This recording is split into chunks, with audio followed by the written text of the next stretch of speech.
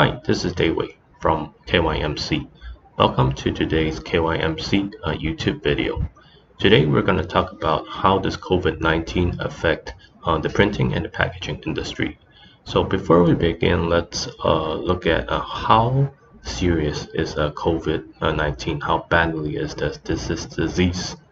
Um, just now, when I checked on the statistics, right now there's around 5.8 million people that are being infected of this disease, and of the 5.8 million people, there are already 360,000 deaths.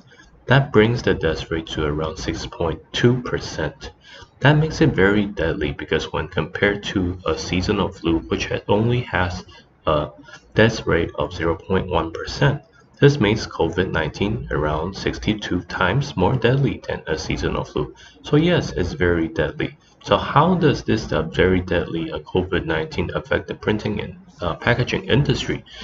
From the short term, when we reach out to our worldwide agents and our worldwide customers to ask them how is their business doing. In general, the printing and the packaging industry are doing okay, all right. Some are doing even quite well.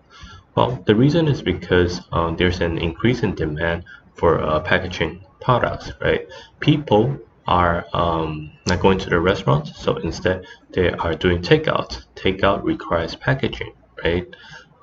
People are demanding more sanitary products. They are demanding more masks, and all these products requires a packaging. That's why, in general, the packaging and printing industry is doing okay. Okay, now today we're going to discuss about what happens in the long term. What's going to happen once the COVID-19 crisis is all over. Um, we're going to talk about three areas that is going to be impacted after COVID-19 is all over. Number one, the first area that's going to be impacted is that there's going to be a debate between eco-friendly and product safety. Nowadays, consumers are demanding more eco-friendly products. However, sometimes more eco-friendly products means less product safety, right? Let me give you an example. When you go to the grocery stores and shop for apples, right? One, you can have all the apples lying there, right? And for people to choose to pick on, right? So everyone can touch the apple, right? And another way is to have all the apples being packaged. Some would consider that over packaging, right? But instead of all the people touching the apples, the apples are now wrapped in plastics, right? In packaging, so it's considered more product safety. A recent announcement by Starbucks said in this early March said that they have temporarily banned their reusable cup usage. Okay, before due to environmental issues, Starbucks they want to be more environmental friendly, right? So they roll out a program saying that okay, if you bring your own cup to the coffee shop, then we can give you a discount in your coffee, right? But now they are saying no, we are not doing that. We're temporarily banning this reusable cup system because they want to prevent the spread of the disease, right? So they're going back to the paper cups that they're using, right? So once this COVID-19 is over, there's gonna be a debate, yeah, between being eco-friendly and product safety. Okay, and point number two, in one of the areas that's gonna be impacted is that there's gonna be an increase in demand for pick and packaging after the COVID-19. Why? Um, because there's been studies that are saying that COVID-19 can live up to 72 hours on plastic, but on paper packaging, the COVID-19 virus can only live up to 24 hours.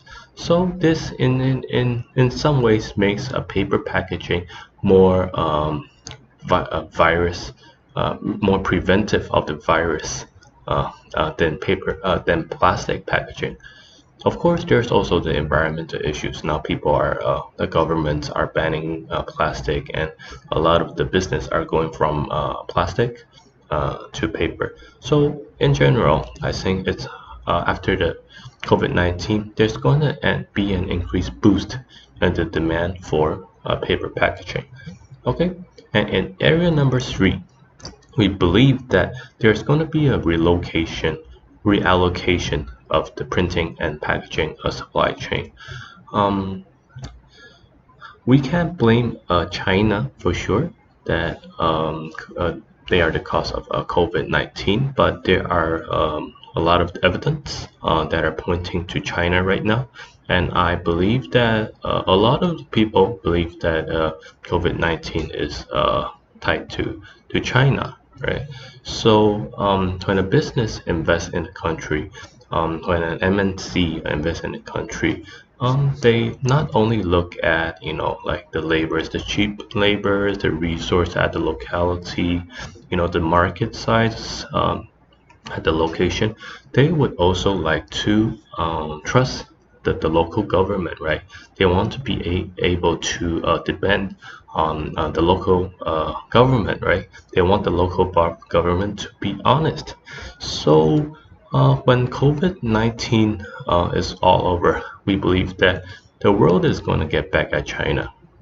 It's going to get back at China. And a lot of the supply chain is going to move out from China and move to other areas like Southeast. We believe that many will move to Southeast Asian regions. And for the US company, maybe a lot of them will move back to the US. Yeah, so the reallocation of the supply chain once this is all over.